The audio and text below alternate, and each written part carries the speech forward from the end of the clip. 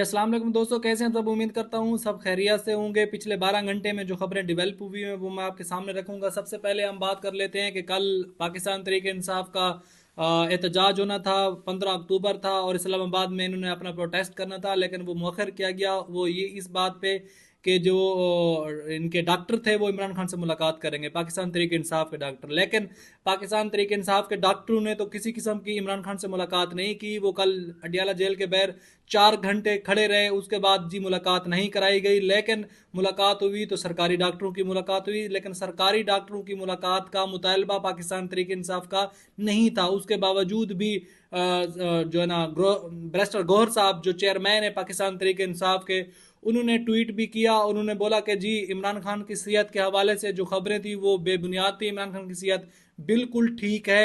और उन्होंने कहा कि मैं उन तमाम जो वर्कर हैं उनका शुक्रिया अदा करता हूं जो इमरान खान की सेहत को लेकर फिक्रमंद हैं। उन्होंने बड़ा क्रेडिट लेने की कोशिश की। इनकी जो बैरिस्टर गौर है, अगर वो सरकारी डॉक्टरों की हिमायत मतलब इस रिपोर्ट को मान रहे हैं तो फिर सरकारी डॉक्टरों की रिपोर्ट की तरफ जाने नहीं था। मोहसिन नकवी कह देते डायरेक्ट कि इमरान खान की सेहत ठीक है, आप उस पर इतफाक कर लेते। या फिर जो उन्होंने ये रिपोर्ट दी कि इमरान खान जेल के अंदर कोकेन और शराब इस्तेमाल करता है, उसके जो पेशाब के टेस्ट लिए गए वो भी आप मान लो, उसको क्यों मानने से इनकार नहीं करोगे। उसके बाद जी उन्होंने कहा कि इमरान खान जहनी तौर पर जो है ना तंदुरुस्त नहीं है, आप इस रिपोर्ट को भी एक्सेप्ट करो। ये भी उनके डॉक्टरों की रिपोर्ट है। जिले शाह का जो जिले शाह शहीद हुए, उन्होंने कहा कि ये एक हादसा था, इसको भी आप एक्सेप्ट करो।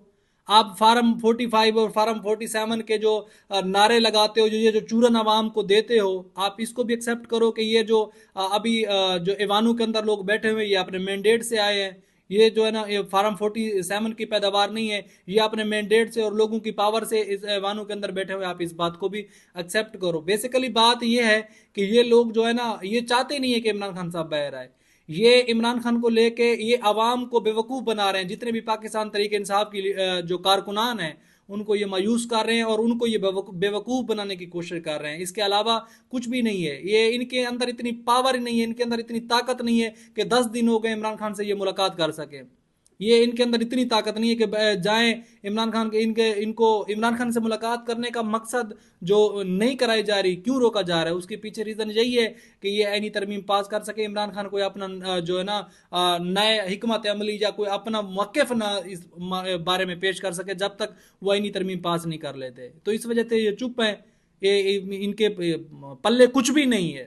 ये आवाम को पहले ये मतलब ये जब वोटों का टाइम था तो ये आवाम को ये चूरन दे रहे थे कि जी हम इमरान खान को बैर करेंगे, हम इमरान खान के साथ खड़े हैं, हम ये है वो है। उसके बाद जी आज चुप है। आप किसी किस्म का कोई स्टेटमेंट नहीं है, किसी किस्म की कोई बात नहीं है, चुप हैं। उसके बाद बैरिस्टर गौर साहब के स्टेटमेंट के बाद फिर जी मिर्जा शहजाद अकबर ने अपना ट्वीट किया, वो मैं आपके सामने रखता हूँ। उन्होंने कहा कि इंतहाई अफसोस और दुख से ये ट्वीट कर रहा हूँ।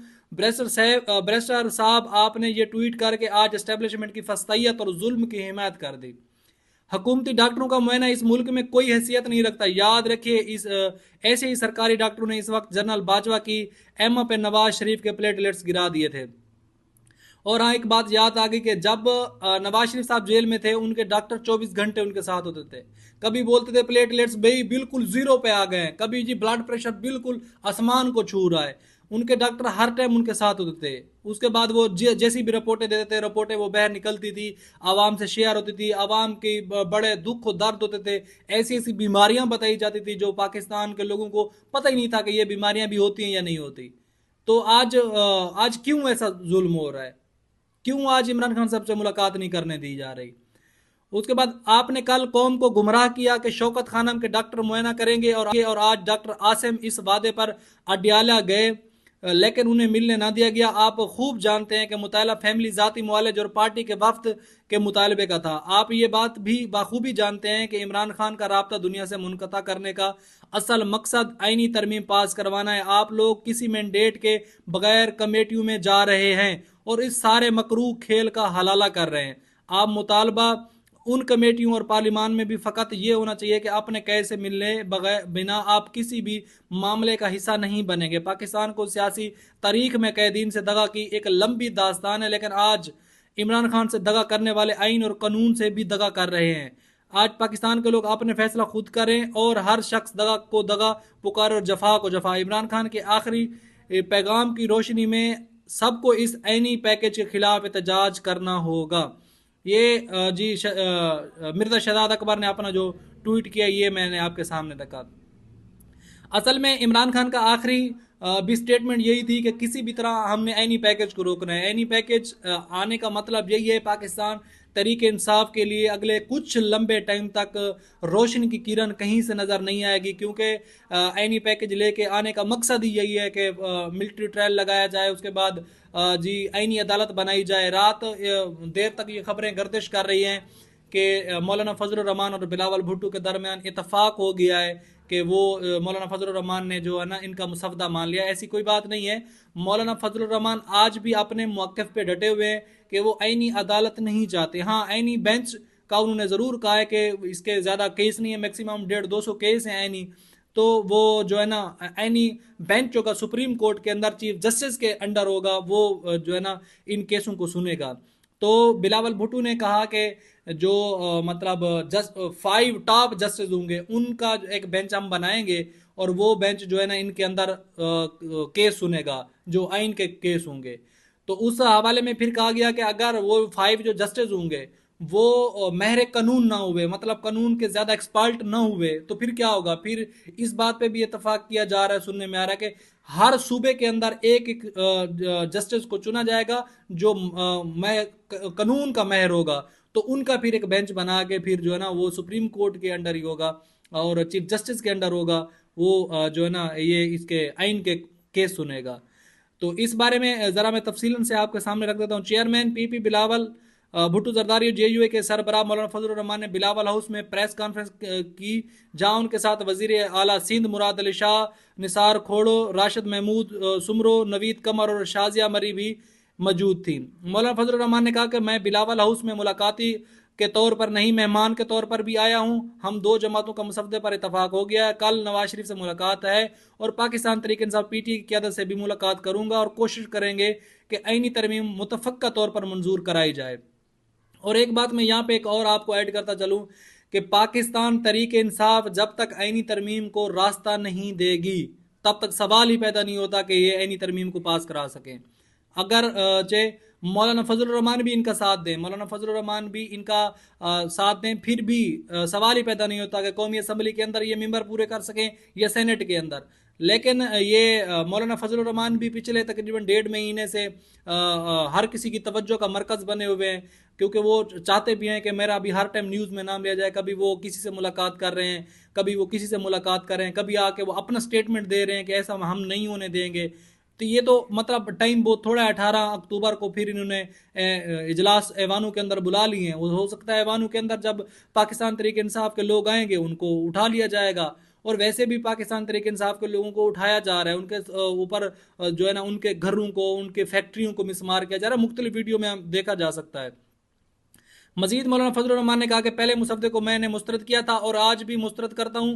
पीपी और हमने ड्राफ्ट आया, मुस्लिम लीग नून से भी यही तवक्को रखते हैं कि जमहूरियत का ताकत और बनाना है और आइन को बचाना है, पार्लियामेंट को आइंदा के लिए मजबूत करना है। ये नहीं कि वो ये कह रहे हैं कि मैं पहले वाले मुसवदे पे, ये नहीं कि जो इन्होंने पहले ड्राफ्ट दिया था उसके ऊपर मैं मुतफिक नहीं हूँ। हम आज भी उसी बात पर डटे हुए हैं कि हम आइनी अदालत नहीं बनने देंगे। हाँ, मिलिट्री ट्रायल के हवाले से मेरा ख्याल यही है कि मौलाना कुछ जो है ना राजी हो रहे हैं।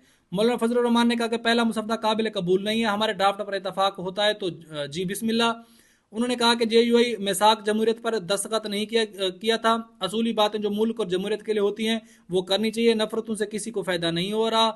हम मुल्क के फ़ायदा नुकसान देखकर बात कर रहे हैं। ये मुख्तलिफ सियासी जमातों के दरमियान एक सियासी मुआहदा है। जब कोई मसला होगा तो तमाम जमातें इस मुआहदे को भी देखेंगी। बिलावल भुट्टो जरदारी ने कहा कि हम मौलाना फजलुर रहमान का शुक्रिया अदा करते हैं। कामयाब आइन साजी में हमेशा जेयूआई और पीपी का किरदार रहा है। मजीद इतफाक राय बनाने की ज़रूरत है। कल नवाज शरीफ से मुलाकात मौलाना साहब मिल रहे हैं और हम भी खाने की दावत देंगे। उनका कहना था कि मौलाना साहब की ख्वाहिश है कि पीटीआई समेत तमाम पार्लिमानी जमातों से मुशावरत की जाए, इससे बेहतरी आएगी और कमज़ोरी नहीं आएगी। हमारा जोर सिर्फ इतना है कि अवाम के मसाइल का हल निकाला जाए। और ये खुशखबरी सबसे शेयर करना चाह रहा हूँ भाई, अवामी जो केस हैं वो बहुत ज़्यादा केस हैं। अवामी केस के लिए आईनी अदालत की किसी किस्म की जरूरत नहीं है, और आईनी केस इतने ज्यादा नहीं है, फिर आपका मुल्क इतना अफोर्ड नहीं कर सकता कि आप इसके ऊपर अदालतें बनाएं, उसके ऊपर जस्टिस लगाएं, करोड़ों में जस्टिस पढ़ते हैं। बिलावल भुट्टो जरदारी ने कहा कि मौलाना साहब ने मेरे बड़ों के साथ काम किया है, कल नवाज शरीफ से मिल रहे हैं, मुस्लिम लीग नून सरगर्म नहीं थी, इस पर इतफाक नहीं करता क्योंकि उनका अपना तरीका है और हमारा अपना तरीका है। उन्होंने कहा कि मैं वकला, सिविल सोसाइटी, सियासी तंजीमों से इनपुट ले रहा हूँ, मैं इनपुट और तजवीज़ लेने के लिए तैयार हूँ। मैं चाहूँगा कि ब्लैक कोड के दबाव में आकर जिस तरह 19वीं तरमीम मंजूर कराई वो आइंदा ना हो। 18वीं तरमीम को जब भी मुतारफ करा रहे हैं तो एक मुहिम चली थी, इस वक्त रियासत को माँ का किरदार अदा करना था। उनका कहना था कि हमने इस प्रोसेस में कुछ कुर्बानियाँ दी, इस वक्त सियासी माहौल से सियासी रास्ता नज़र नहीं आ रहा। ये जी मौलाना फजलुर रहमान और बिलावल भुट्टो की ये जो कल मतलब रात में बात हुई है, और इसके ऊपर बड़ा लोग बोल रहे हैं कि जी इनका इतफाक हो गया, ये उनकी आपस में गुफ्तगू थी। आज मौलाना फजलुर रहमान साहब जो हैं वो नवाज शरीफ से मुलाकात करेंगे। ये फिर वही मतलब इनको आईनी तरमीम तो किसी तरह से भी पास करनी है। और एक बात यहाँ मैं फिर भी आपको क्लियर करूँ कि पीटीआई जब तक इनको रास्ता नहीं देगी तब तक सवाल ही पैदा नहीं होता कि ये आईनी तरमीम पास करा सकें। ये तो सर तोड़ कोशिश कर रहे हैं किसी तरीके से भी आईनी तरमीम पास कराई जा सके, और इसमें पीटीआई को अपना अहम किरदार अदा करना चाहिए। पीटीआई को आपस में जो इनके अंदर में जो लड़ाई झगड़े हैं उनको ख़त्म करके 17 अक्टूबर को इनको एहतजाज की कॉल देनी चाहिए, और उसमें सही से इनको सब जो है ना उसको लीड करते हुए नजर आए। इस तरह आवाम को लॉलीपॉप ना दें। आवाम इनसे जो है ना बज़्ज़न हो रही है। आवाम एक वक्त आएगा कि जब ये कॉल देंगे इनके साथ खड़े नहीं होंगे। और हमेशा बात ये याद रखें कि जिस शख्स ने पाकिस्तान के अंदर सियासत करनी है वो अगर इमरान खान के साथ धोखा करेगा तो उसकी सियासत हमेशा के लिए दफन हो जाएगी। हमने देखा था पिछली दफ़ा जब 2022 में लोटू ने इमरान खान को धोखा दिया, उनकी जिंदा मिसालें हैं। परवेज खट्टक को देख लो, जंगीर तरीन को देख लो, ये सारे जितने भी बड़े बड़े ये नाम ले रहा हूँ, इसके बाद छोटे भी लोग हैं, उनकी सियासत हमेशा के लिए दफन हो चुकी है। इमरान खान को धोखा ना दें, इमरान खान के साथ खड़े रहें। इमरान खान के लिए सीरियस हूँ। लीडरशिप जो पाकिस्तान तहरीक इंसाफ की है, जिनके कंधे के ऊपर सारी जिम्मेदारियां डाली गई हैं, ये तो अब 2-3 दिन है, उसके बाद इमरान खान का स्टेटमेंट आएगा तो उसके बाद देखेंगे कि वो क्या कुछ इसमें सामने लाते हैं। तो अब तक के लिए इतना ही। अपना बहुत सारा ख्याल रखें। पाकिस्तान जिंदाबाद।